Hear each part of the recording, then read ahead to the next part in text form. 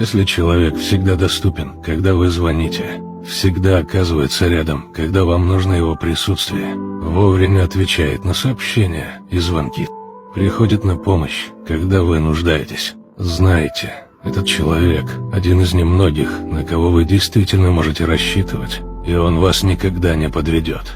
Не воспринимайте таких людей как должное. Они самые преданные и надежные люди. Но, к сожалению, часто мы осознаем ценность того, что имеем после потери. Дорожите такими людьми больше остальных.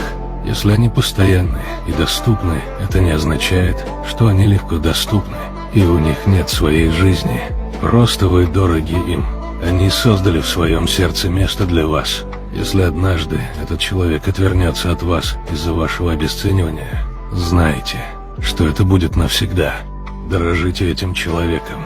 Иначе однажды вы поймете, что потеряли Луну, считая звезды.